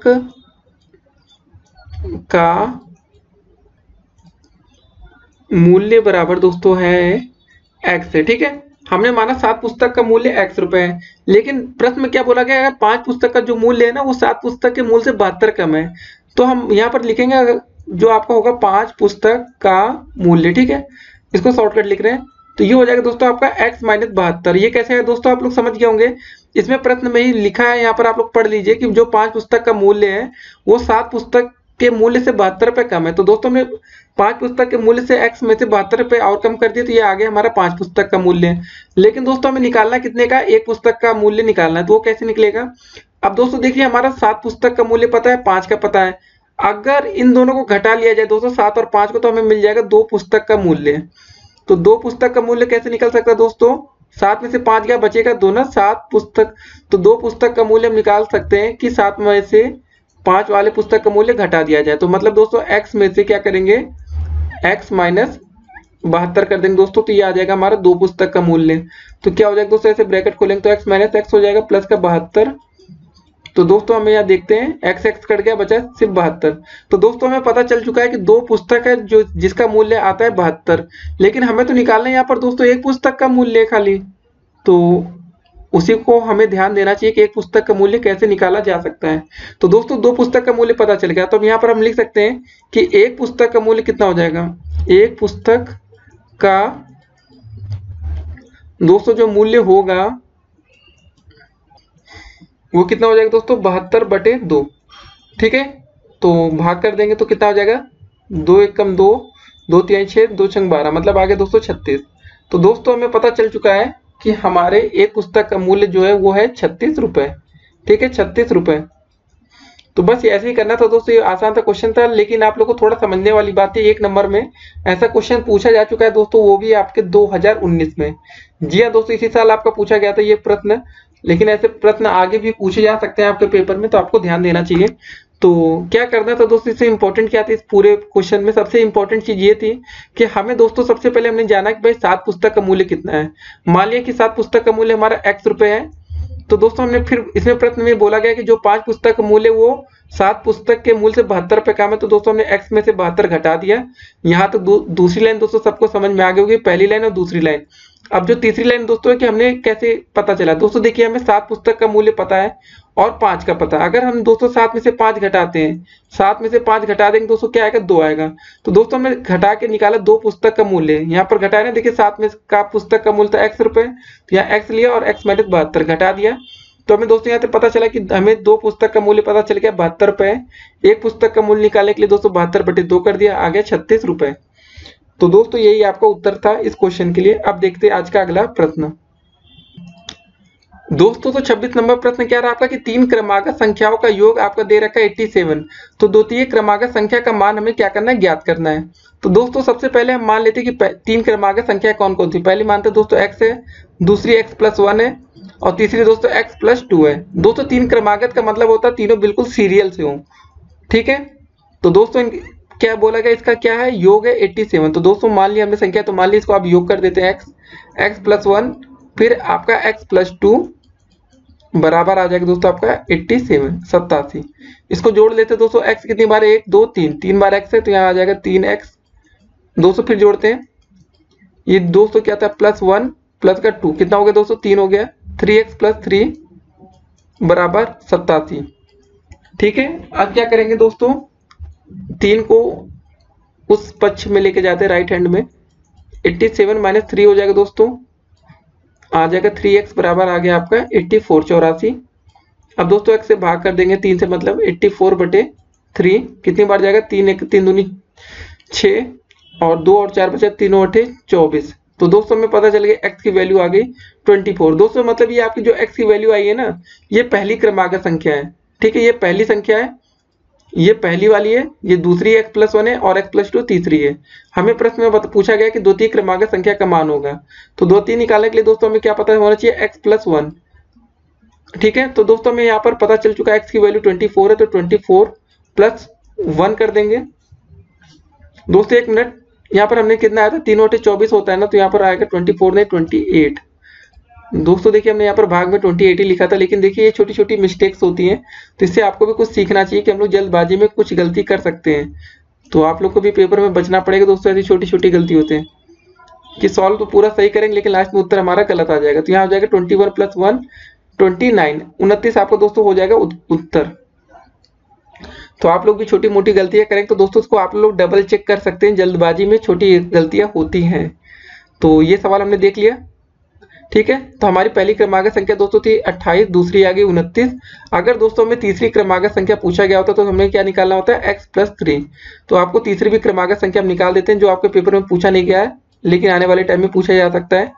तो यहाँ से x+2 निकालते दोस्तों हम लोग सीधे, x की वैल्यू थी हमारी 28 + 2, 28 2 होता है आपका 30, ये आपका उत्तर होता है। लेकिन पूछा जाता था, लेकिन हमारा फाइनल आंसर यही होगा। द्वितीय क्रमागत संख्या पूछा गया था तो 29 पर करके खत्म करेंगे। अब देखते हैं दोस्तों आज का अगला प्रश्न। दोस्तों तो 27 नंबर प्रश्न क्या रहा कि एक आयत की लंबाई आपको दे रखी है 10 सेंटीमीटर तथा चौड़ाई आपकी 6 सेंटीमीटर है। तो आयत का परिमाप आपको क्या करना है, ज्ञात करना है। तो दोस्तों चलिए एक आयत बना लेते हैं आपके सामने तुरंत ही। तो एक आयत ना दोस्तों, एक हमने ऐसा आयत बना लिया। प्रश्न में क्या बोला गया दोस्तों, आयत की लंबाई हमें दे रखी है 10 सेंटीमीटर, ठीक है। तो लंबाई ऊपर भी 10 होगी तो नीचे भी 10 ही होगी, और चौड़ाई दे रखी है दोस्तों हमें 6 सेंटीमीटर, 6 सेंटीमीटर इधर और 6 सेंटीमीटर इधर। तो दोस्तों हमें प्रश्न में क्या करना है, इसका आयत का हमें परिमाप निकालना है। तो आयत का परिमाप का फार्मूला क्या होता है दोस्तों, 2 गुणे लंबाई प्लस चौड़ाई दोस्तों, ठीक है। लंबाई प्लस चौड़ाई, एक ब्रैकेट में छोटे में रखेंगे दोस्तों, नहीं तो गलती हो जाएगी आपसे। तो 2 का गुणा करेंगे दोस्तों, तो 2 गुणे लंबाई दोस्तों हमें कितनी दे रखी है, यहाँ पर देख लिया हमने 10 दे रखी है, और चौड़ाई दोस्तों हमारी है 6। तो परिमाप का मतलब दोस्तों सब कुछ होता है, ये ऊपर वाला हिस्सा ये सब कुछ कवर होता है, ठीक है। तो 2 गुणे में दोस्तों 10 + 6 कितना हो गया, 16 हो गया। तो दोस्तों 16 गुणे 2 कितना हो गया आपका, 32 सेंटीमीटर, ठीक है, 32 सेंटीमीटर। ये आपका हो जाएगा दोस्तों इसमें उत्तर। हमें क्या पूछा गया था, आयत का परिमाप ज्ञात कीजिए बस। और इसका क्षेत्रफल दोस्तों पूछा जाता तो होता है लंबाई गुणे चौड़ाई, लेकिन पूछा नहीं गया प्रश्न में, तो ज्यादा कुछ नहीं करेंगे। तो हम आयत का परिमाप हमने निकाल लिया 32 सेंटीमीटर होता है। तो ये क्वेश्चन खत्म होता है। अब देखते हैं आज का अगला प्रश्न। दोस्तों तो आपका 28 नंबर प्रश्न क्या रहा कि एक बर्तन में 7800 घन सेंटीमीटर पानी है, तो बर्तन में कितने लीटर कुल पानी है ये बताना है आपको। तो दोस्तों आपको सबसे पहले पता होना चाहिए कि 1 लीटर में कितने घन सेंटीमीटर होते हैं। तो 1 लीटर बराबर आपका होता है दोस्तों 1000 घन सेंटीमीटर, ठीक है। 1 लीटर बराबर आपका दोस्तों होता है 1000 घन सेंटीमीटर। तो दोस्तों आपका क्या हो जाएगा, 1000 घन सेंटीमीटर बराबर कितना हो जाएगा दोस्तों, ठीक, उल्टा लिख रहे हैं इस बार। 1000 घन सेंटीमीटर बराबर दोस्तों हम लिख सकते हैं 1 लीटर के, है ना। तो दोस्तों अगर हम पूछा जाए, बात करें यहाँ पर कि 1 घन सेंटीमीटर बराबर क्या होगा, 1 घन सेंटीमीटर बराबर हो जाएगा आपका 1/1000 लीटर। दोस्तों बात हो रही 1 घन सेंटीमीटर की, ठीक है। इतना लीटर हो गया।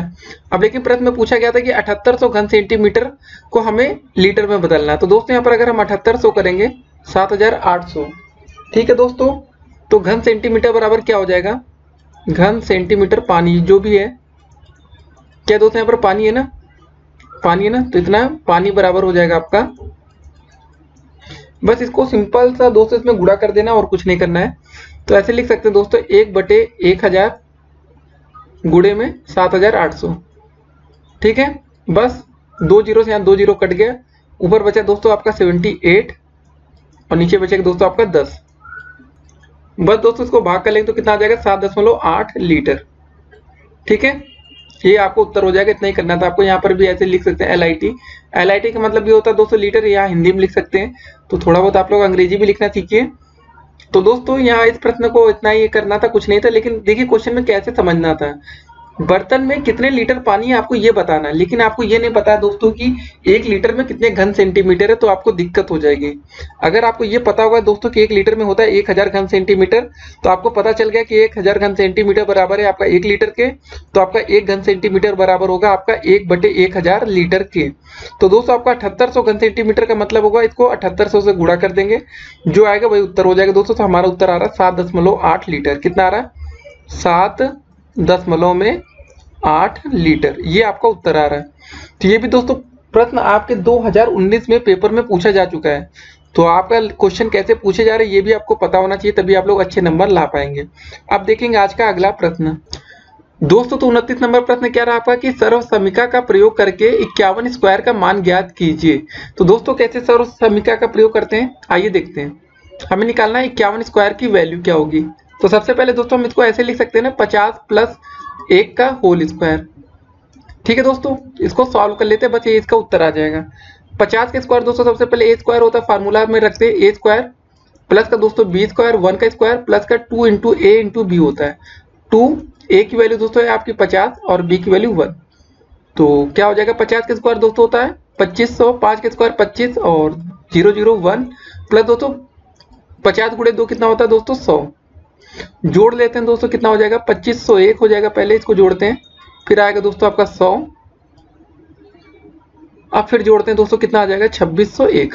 तो दोस्तों यही आपका हो जाएगा उत्तर। सर्व समीकरण का हमने प्रयोग करके इसको हल कर दिया है।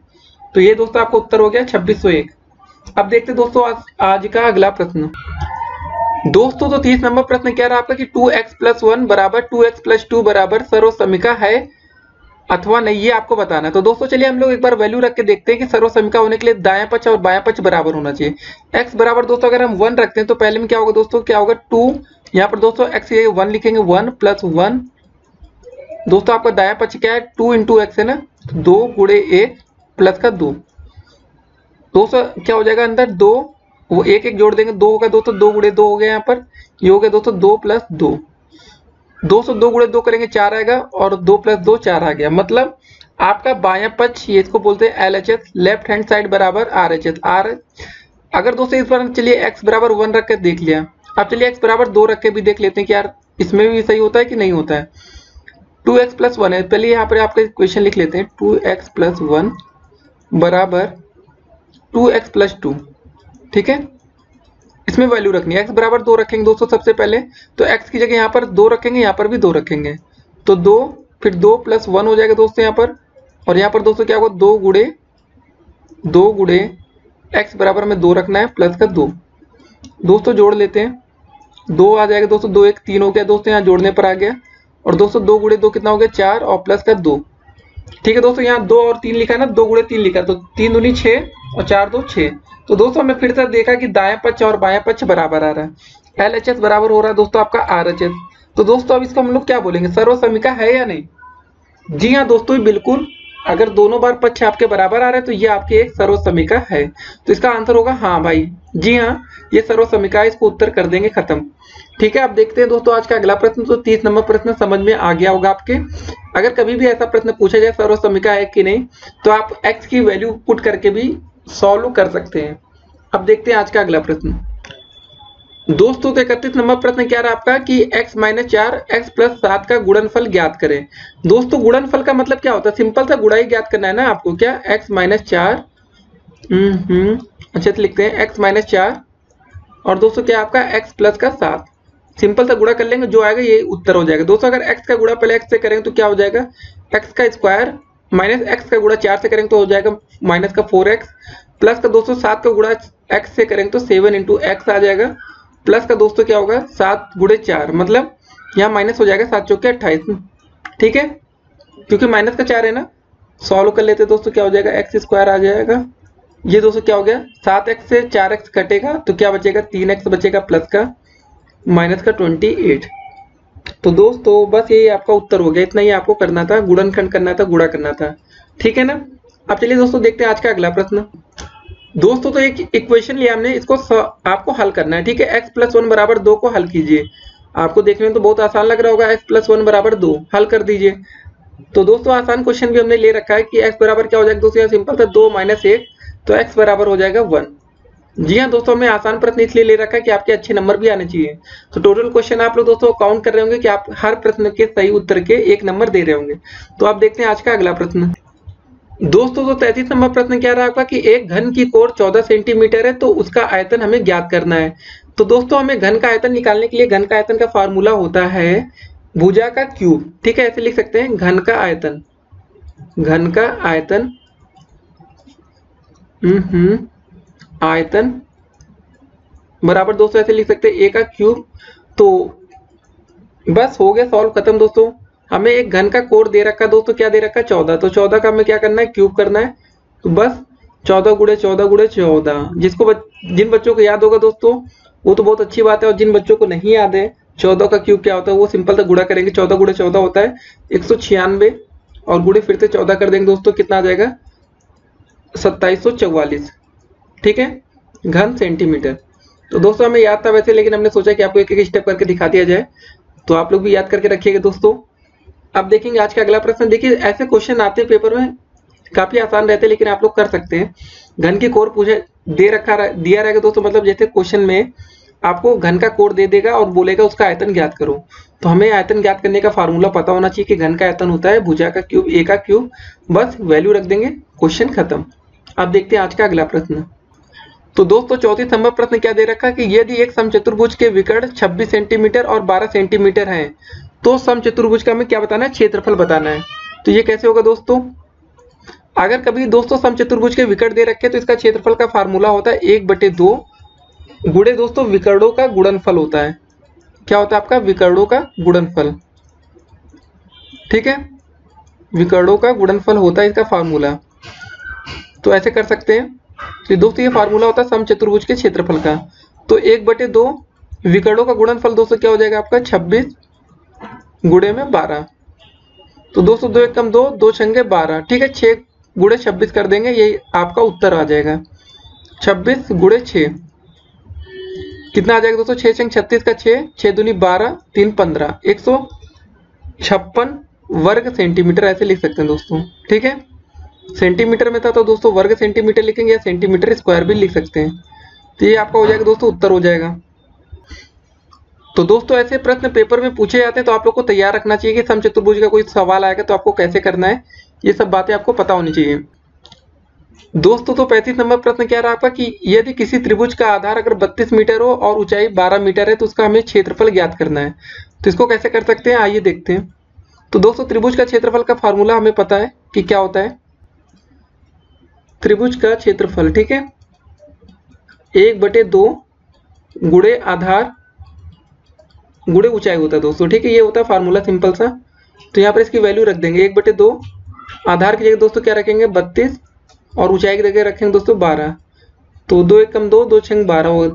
ठीक है दोस्तों, 6 गुणे 32 कर लेंगे, जो आएगा वही उत्तर होगा। 32 गुणे 6, 6 दूनी 12, 6 त्रिक 18, 19, तो मतलब 192। तो लेकिन ये किस में आएगा दोस्तों, मीटर में दे रखा है ना, तो यहाँ पर इसका आएगा या तो वर्ग मीटर लिख दीजिए दोस्तों, या तो मीटर स्क्वायर लिख दीजिए, जो भी मन करे आपका। वर्ग मीटर इसका इकाई होगा, यूनिट होगा, यही आपका उत्तर हो गया दोस्तों। तो हम इसका क्षेत्रफल हमने निकाल लिया कि त्रिभुज का हमें अगर आधार दे रखा है, ऊंचाई दे रखा है, तो इसका क्षेत्रफल ऐसे निकाला जा सकता है। अब देखते हैं आज का अगला प्रश्न। दोस्तों तो 36 नंबर प्रश्न क्या रहा आपका कि 9x स्क्वायर माइनस 64 के गुणनखंड कीजिए। ठीक है, आपको इसमें गुणनखंड करके बताना है क्या होगा। क्वेश्चन क्या है, 9x स्क्वायर माइनस 64। ठीक है, इसको हम क्या लिख सकते हैं, ये देखिए इसको हम लिख सकते हैं दोस्तों 3x का होल स्क्वायर, ठीक है। और 64 का क्या होता है, 8 का स्क्वायर होता है ना, 88 64। तो दोस्तों हमने एक फार्मूला पढ़ रखा है ए स्क्वायर माइनस बी स्क्वायर का, जो कि होता है दोस्तों ए प्लस बी और होता है आपका ए माइनस बी। बस इस फार्मूले में दोस्तों हम लोग वैल्यूज को पुट कर देंगे, बस यही आपका उत्तर आ जाएगा। तो चलिए वैल्यू पुट करते हैं। ए प्लस बी यहाँ से 3x प्लस 8 हो जाएगा दोस्तों, और दूसरा हो जाएगा आपका 3x माइनस 8, ठीक है। बस यही आपका उत्तर हो जाएगा, इतना ही करना था आपको। सिंपल सा क्वेश्चन था दोस्तों। ऐसे क्वेश्चन पेपर में पूछे जाते हैं, तो आप लोग को तैयार रखना है कि अगर गुणनखंड का कोई क्वेश्चन आएगा तो आपको क्या करना होगा। देखिए देखने में आसान लग रहा था, लेकिन आपको इसको तोड़ेंगे कैसे, ये भी महत्वपूर्ण है। तो छोटी छोटी चीजों का आपको ध्यान रखना चाहिए। अब देखते हैं आज का अगला प्रश्न दोस्तों। तो 37 नंबर प्रश्न क्या रहा आपका कि a b plus a c plus a d के गुणनखंड कीजिए। तो चलिए दोस्तों गुणनखंड कर देते हैं फिर से। क्वेश्चन क्या है आपका, a b plus a c plus आपका है ए डी। दोस्तों इसमें आपको देखिए खाली कॉमन क्या, बस उतना कर दीजिए, क्वेश्चन खत्म। सब में ए दिख रहा है ना, तो बस दोस्तों आप लोग ए को कॉमन ले लेंगे, बचेगा क्या आपका बी प्लस सी प्लस का डी। ये दोस्तों आपका उत्तर हो जाएगा b plus c plus d. बस और इसमें ज्यादा कुछ कर नहीं सकते हैं, तो इतना करके दोस्तों क्वेश्चन को खत्म करेंगे। अब देखेंगे आज का अगला प्रश्न दोस्तों। तो आपका 38 नंबर प्रश्न क्या रहा है कि दो संख्याओं का अनुपात अगर 5:3 है तो इसमें प्रथम पद तथा द्वितीय पद बताना था। तो दोस्तों कैसे आपको आंसर इसमें देना, खाली आपको सिर्फ प्रथम पद और द्वितीय पद बताना है। बहुत ही आसान क्वेश्चन है। आप लोग दोस्तों खाली ये लिख देंगे इसमें। आप सोच रहे हो इतना आसान प्रश्न पूछा जाता है कि नहीं। जी हाँ दोस्तों, ऐसे प्रश्न पूछे जा सकते हैं, इसलिए हमने बताया आपको। खाली आपको दोस्तों यहाँ लिखना है कि प्रथम पद क्या होगा, और दोस्तों लिखना होगा कि आपका द्वितीय पद क्या होगा। आप लोग बीटीसी द्वितीय सेमेस्टर में, ये भी अच्छी बात है। तो यहाँ पर लिखेंगे प्रथम पद और द्वितीय पद। तो प्रथम पद हो जाएगा दोस्तों 5 और द्वितीय पद हो जाएगा 3। बस यही आपका उत्तर हो जाएगा, 5 और 3, यही इतना लिखना था। तो उम्मीद करते हैं कि आप लोग ने ये सही उत्तर दिया होगा। अब देखते हैं आज का अगला प्रश्न दोस्तों। तो 39 नंबर प्रश्न क्या रहा आपका कि दो परिमेय संख्याओं PQ तथा RQ का योगफल क्या होगा, ये आपको बताना है। ये आसान सा क्वेश्चन है।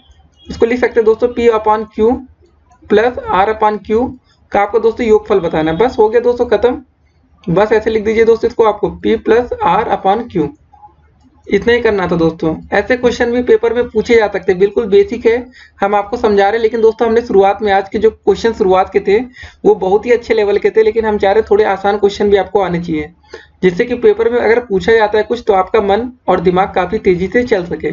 अब देखते हैं आज का अगला प्रश्न दोस्तों। तो 40 नंबर प्रश्न क्या रहा आपका कि 3 और 4 को अनुपात में व्यक्त कीजिए।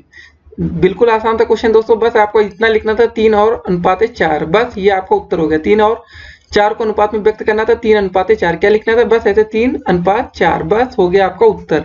इतना ही आपको करना था दोस्तों। तो ये कितना आसान क्वेश्चन था, लेकिन हम चाहते हैं दोस्तों आप लोग की प्रैक्टिस होती रहे। अब देखेंगे आज का अगला प्रश्न दोस्तों। तो त्रिभुज का क्षेत्रफल ज्ञात करने का सूत्र आपको बताना है, ठीक है। त्रिभुज का क्षेत्रफल ज्ञात करने का सूत्र बताइए। तो क्या होता है दोस्तों त्रिभुज का क्षेत्रफल, ऐसे लिखेंगे त्रिभुज का क्षेत्रफल बराबर दोस्तों क्या होता है 1/2 आधार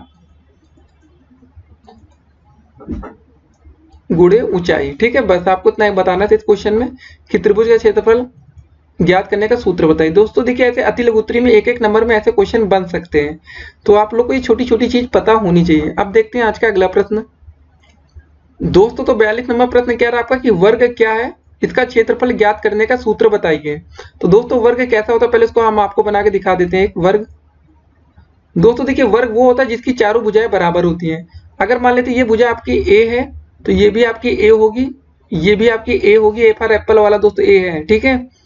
ये आपकी कुछ और लग रही ना, इसको भी अच्छा सा बना लेते हैं, ए फॉर एप्पल। तो चारों भुजाएं आपकी दोस्तों समान होनी चाहिए। तो वर्ग क्या होती है, जिस चारों भुजाओं से घिरी ऐसी आकृति जिसकी चारों भुजाएं समान हो तथा प्रत्येक कोण समकोण होना चाहिए। दोस्तों ये कोण आपका दोस्तों 90 अंश होना चाहिए, प्रत्येक कोण समकोण, ये भी 90 अंश, ये भी 90 अंश। बस आप लोग ऐसे पेपर में आप लोग बना के लिख दीजिएगा जिसका प्रत्येक कोण 90 अंश होना चाहिए और चारों भुजाएं समान तथा प्रत्येक कोण 90 अंश हो। और इसका क्षेत्रफल ज्ञात करने का फार्मूला आपको बताना। तो क्षेत्रफल क्या हो जाएगा दोस्तों, सिंपल सा भुजा का स्क्वायर होता है फार्मूला, भुजा का स्क्वायर। यहाँ पर ए हमने माना तो ए का स्क्वायर हो जाएगा दोस्तों। अब बात करेंगे परिमाप क्या होगा, तो परिमाप बराबर दोस्तों क्या होगा 4 गुणे भुजा, ठीक है। और भुजा दोस्तों में क्या मान रखा है 4 × ए फॉर एप्पल, ये हो जाएगा। तो ये ए स्क्वायर है भुजा स्क्वायर, ठीक है ना। अब देखते हैं आज का अगला प्रश्न। दोस्तों 43 नंबर प्रश्न क्या रहा है कि आयत किसे कहते हैं, इसका क्षेत्रफल तथा परिमाप ज्ञात करने का सूत्र बताइए। तो दोस्तों बात आ गई आयत की, तो चलिए आयत एक बना लेते हैं। ठीक है दोस्तों, ये एक आपके सामने एक आयत बन चुका है। अगर मान लेते हैं दोस्तों ये भुजा ए है, ये वाली भुजा भी ए है और ये वाली भुजा दोस्तों बी है, बी फॉर बॉय, इधर से भी बी है, ठीक है। तो कुछ ऐसा आयत होता है। आयत वो होता है दोस्तों, आयत एक चार भुजाओं की आकृति है जिसके आमने सामने की भुजाएं बराबर होती है तथा दोस्तों प्रत्येक कोण 90 अंश होता है। इसमें क्या होता है दोस्तों, आमने और सामने की भुजाएं बराबर होती है और प्रत्येक कोण इसमें भी 90 अंश ही होता है। 90 90, यहाँ भी 90 दोस्तों, यहाँ भी 90, चारों कोण इसका 90 अंश का होगा और आमने सामने जैसे ए बराबर है दोस्तों और बी वाली भुजा बी के बराबर है, ठीक है। बात आती है दोस्तों इसका क्षेत्रफल और परिमाप क्या होता है उसको देख लेते हैं। आयत का क्षेत्रफल का फार्मूला दोस्तों होता है नॉर्मली लंबाई गुणे चौड़ाई। जी हाँ दोस्तों, लंबाई गुणे चौड़ाई, ऐसे इसका फार्मूला होता है। इसका क्षेत्रफल निकालना है। अगर दोस्तों इसका परिमाप पूछ लिया जाता है उसको भी जान लीजिए आप लोग। परिमाप बराबर क्या होता है आयत का, जैसे वर्ग का होता था 4 गुणे भुजा, तो दोस्तों इसका होता है 2 ब्रैकेट के अंदर होगा दोस्तों लंबाई प्लस का चौड़ाई। जी हाँ दोस्तों, बस इतना करना है आपको। आयत का आपका परिमाप पता चल चुका है, ये है, और दोस्तों आपका आयत का क्षेत्रफल भी पता चल चुका है, लंबाई गुणे चौड़ाई। तो इतना चीजें होती है आयत के बारे में, इतनी चीजें आपको पता होनी चाहिए। अब देखते हैं आज का अगला प्रश्न। दोस्तों तो 44 नंबर प्रश्न क्या रहा है कि प्राकृतिक संख्या क्या है। तो दोस्तों बस सिंपल से ये समझ लीजिए, गिनने के लिए प्रयुक्त होने वाली संख्याएं प्राकृतिक संख्या होती हैं और इनकी शुरुआत होती है 1 2 3 4 5, ठीक है, आगे अप टू 100 बढ़ते चली जाती है। लेकिन दोस्तों जीरो नहीं होती। प्राकृतिक संख्या याद रखिएगा जो कि जिसमें जीरो इन्वॉल्व ना हो। जीरो इसलिए नहीं होती दोस्तों क्योंकि जीरो की खोज आर्यभट्ट ने की थी, और प्राकृतिक संख्या दोस्तों आप लोग ऐसे याद कर सकते हैं जो आपको भगवान ने दी हो। जी हाँ दोस्तों, ये खाली ऐसी काल्पनिक है, इसको याद मत करिएगा, लेकिन दोस्तों इसलिए याद रखने से ये फायदा होगा, आपको एक चीज पता चल जाएगी कि आर्यभट्ट ने जीरो की खोज की थी, तो प्राकृतिक संख्या में जीरो नहीं आएगा। बस इतना याद रखना दोस्तों। तो प्राकृतिक संख्या में जीरो को आपको नहीं लिखना है, 1 2 3 4 5 से स्टार्ट करेंगे, ठीक है। अब देखते हैं आज का अगला प्रश्न। दोस्तों तो 45 नंबर प्रश्न हमने क्या लिया कि सबसे छोटी प्राकृतिक संख्या क्या है। तो दोस्तों आप लोग का कंफ्यूजन दूर करने के लिए हमने ये प्रश्न लिया है, तो इसका उत्तर क्या होगा आप लोग बताइए। जी हाँ दोस्तों, इसका उत्तर हो जाएगा 1। सबसे छोटी प्राकृतिक संख्या होती है आपकी 1। जी हाँ दोस्तों, एक हिंदी में भी लिख दिया, ऐसे भी लिख सकते हैं, जैसे मन करे आप लिख दीजिए, उत्तर आएगा 1। तो सबसे छोटी हमारी प्राकृतिक संख्या क्या होती है, सीधे एक डंडी खींचेंगे बोलेंगे 1, ठीक है। अब देखते हैं आज का अगला प्रश्न। दोस्तों तो 46 नंबर प्रश्न क्या रहा आपका कि अभाज्य संख्या किसे कहते हैं। तो हमने आपको पहले बताया था अभाज्य संख्या वे संख्या होती है जो केवल एक तो 1 से कटनी चाहिए और स्वयं से कटनी चाहिए। स्वयं का मतलब दोस्तों क्या होता है, चलिए पहले अभाज्य संख्या हम दिखा देते हैं। अगर हम बोलते हैं 5, ये अभाज्य संख्या कैसे, ये पहले 1 से कटती है और ये 5 से कटती है। अगर दोस्तों हम बात करें 37, तो दोस्तों ये 1 से कटती है और 37 से ही कटेगी, मतलब स्वयं से कट रही है। तो अभाज्य संख्या वो संख्या होती है दोस्तों जो केवल 1 से कटे और स्वयं से। अगर अब बात की जाए कि 1 क्या है, अभाज्य संख्या है या भाज्य संख्या की क्या है, तो दोस्तों 1 ना तो भाज्य है दोस्तों, ना ही अभाज्य है, नहीं अभाज्य संख्या है, ठीक है। तो ऐसे क्वेश्चन आपको पेपर में देखने को मिल सकते हैं, तो आप लोग याद रखिएगा, 1 ना तो भाज्य ना तो अभाज्य है, और अभाज्य संख्या की परिभाषा आ सकती है, तो आप लोग पढ़ के याद रख लीजिएगा कि वो संख्या जो केवल 1 से कटे और स्वयं से कटती है, वे संख्या अभाज्य संख्या होती है। अब देखते हैं आज का अगला प्रश्न। उससे पहले दोस्तों एक चीज और हम बात करेंगे। अगर आपसे पूछा जाए 9 क्या है, भाज्य संख्या क्या भाज्य संख्या है, दोस्तों ये एक भाज्य संख्या है क्योंकि 1 से कटती है, 3 से भी कटती है और 9 से भी कटती है। कुछ बच्चों के अंदर डाउट चला जाता है कि भाज्य संख्या वे संख्या होती है जो 2 से कटनी चाहिए खाली। ऐसा कुछ नहीं होता दोस्तों। अभाज्य संख्या है और भाज्य संख्या ये अलग चीजें होती है, सम और विषम संख्याएं अलग चीजें होती हैं। अगर आपसे पूछा जाए दोस्तों 12 क्या ये भाज्य क्या भाज्य है, जी हाँ दोस्तों भाज्य संख्या है। ये यहाँ पे लिखेंगे दोस्तों ये कौन सी संख्या है, ये भाज्य संख्या है, ठीक है। 12 किससे कटती है, 1 से कटती है, 2 से कटती है, 3 से कटती है, 4 से कटती है, 6 से कटती है और 12 से भी कटती है, ये भाज्य संख्या है। तो चलिए हमने भाज्य भी देख लिया, भाज्य भी देख लिया। भाज्य में अगर हम कहें, हाँ दोस्तों एक चीज और याद रखिएगा, सबसे छोटी अभाज्य संख्या क्या होती है, वो 2 होती है। सबसे छोटी संख्या है दोस्तों अभाज्य संख्या, वो होती है 2 होती है सबसे छोटी, ठीक है। सबसे छोटी अभाज्य संख्या क्या होती है दोस्तों, वो होती है 2। और एक बात और है दोस्तों, क्या चीज, प्लस ये सम भी होती है। सबसे छोटी सम अभाज्य संख्या अगर पूछा जाए क्या होती है, तो वो होती है आपकी 2 होती है। इसको आपको याद रखना चाहिए। अब देखते हैं आज का अगला प्रश्न। दोस्तों तो अगर बात की जाए भाज्य संख्या किसे कहते हैं तो इसको क्या उत्तर होगा। देखिए दोस्तों, भाज्य संख्या वो संख्या होती है जो एक से कटे, स्वयं से कटे और किसी और संख्या से भी कटनी चाहिए, प्लस एक और संख्या से दोस्तों कटेगी, तो वो भाज्य संख्या होगी। मतलब कम से कम 3 संख्याओं से वो कटनी चाहिए, ठीक है, मिनिमम कम से कम 3 संख्याओं, ठीक है, संख्याओं ऐसे जोड़ते हैं ना। तो दोस्तों सबसे छोटी भाज्य संख्या होती है वो होती है आपकी 4, क्योंकि 4 आपकी किससे किससे कटती है, पहले 1 से कटती है, 2 से कटती है और 4 से कटती है। दोस्तों यहाँ पर टोटल संख्या 3 है। अगर दोस्तों बात करी जाए 6 हो गई, 1 से कट रही दोस्तों, 2 से कटती है 6 आपकी, 3 से भी कटती है और 6 से भी कटती है। मतलब अगर दोस्तों यहाँ प्रश्न आपसे पूछा जाए पेपर में कि सबसे छोटी भाज्य संख्या किसे कहते हैं या क्या होती है, सबसे छोटी भाज्य संख्या कौन सी है, तो वो होती है आपकी 4। आपका उत्तर ये होगा। और सबसे छोटी अभाज्य संख्या क्या है दोस्तों, वो होती है 2। ये क्या है, अभाज्य संख्या सबसे छोटी, ठीक है, और सम भी होती है। तो दोस्तों 2 चीजें आपको पता होनी चाहिए, सबसे छोटी भाज्य और सबसे छोटी अभाज्य। तो आपको पता चल गया होगा भाज्य संख्या कौन सी होती है। अगर पूछा जाए 10 क्या है, ये भाज्य संख्या, 12 भाज्य संख्या, 9 क्या है, ये भी एक आपकी भाज्य संख्या है। तो दोस्तों काफी चीजें हैं, आप लोग को समझ में आ गया होगा कि भाज्य और अभाज्य में डिफरेंट क्या होता है। अभाज्य संख्या वह संख्या होती है जो केवल 2 संख्याओं से कटे और भाज्य संख्या 2 से अधिक, ठीक है। अगर आपका पूछा है दोस्तों 10 क्या है, ये भाज्य संख्या किससे, क्यों, 1 से कट रहा है, 2 से कट रहा है, 5 से और 10 से, तो टोटल 4 संख्याओं से कट रही है। अब चलिए दोस्तों बात करते हैं, आज का अगला प्रश्न देखेंगे दोस्तों। तो 48 नंबर प्रश्न क्या रहा आपका कि संख्या पद्धति किसे कहते हैं। तो दोस्तों संख्या पद्धति को अंग्रेजी में क्या बोलते हैं पता है, नंबर सिस्टम। तो चलिए परिभाषा पढ़ते हैं इसकी। संख्या पद्धति संख्याओं को व्यक्त करने के लिए लिखने की पद्धति है, यह मैथमेटिकल नोटेशन है जो कि एक सेट के संख्याओं को व्यक्त करने के लिए प्रयोग किया जाता है। किसी भी संख्या को निरूपित करने के लिए एक विशेष संख्या पद्धति का प्रयोग किया जाता है। प्रत्येक संख्या पद्धति में प्रयोग किए जाने वाले अंक या अंकों के समूह से उसको दर्शाया जाता है। किसी भी संख्या में अंकों जो डिजिट्स होते हैं, स्थिति होती है दोस्तों दाएं से बाईं ओर गिनी जाती है। जी हाँ दोस्तों, दाएं से बाईं ओर गिनते हैं ना, ऐसे 1 2 3 लिखे दोस्तों, तो कैसे होता है ये 1 2 और 3 लिखा दोस्तों। तो इसको पहले पढ़ेंगे, दायां है ना इकाई, फिर 2 होगा आपका दहाई, 3 होगा सैकड़ा, मतलब ठीक है 123। तो इकाई ये होती है दोस्तों, पहले इसको गिना जाता है, फिर दोस्तों दोबारा क्या गिना जाएगा, दाईं ओर है ना, फिर बाईं ओर ये आएगा, तो हो जाएगा आपका दोस्तों दहाई, फिर दोस्तों क्या हो जाएगा, एक क्या होगा आपका, ये होगा सैकड़ा। आप लोग को तो ये पता ही होगा। चलिए इसमें कुछ नया नहीं था, लेकिन आपको भी पता होना चाहिए संख्या पद्धति का यूज कब कैसे कहाँ करते हैं। अब चलिए आज का अगला प्रश्न देखते हैं दोस्तों। तो 49 नंबर प्रश्न क्या रहा आपका कि पूर्णांक क्या है। तो पूर्णांक क्या होता है दोस्तों, संख्या पद्धति या नंबर सिस्टम में सभी पूर्ण संख्या, जिसे दोस्तों इंग्लिश में बोलते हैं होल नंबर एवं ऋणात्मक संख्या निगेटिव नंबर साथ मिलकर जो संग्रह बनाते हैं वह संग्रह पूर्णांक कहलाता है।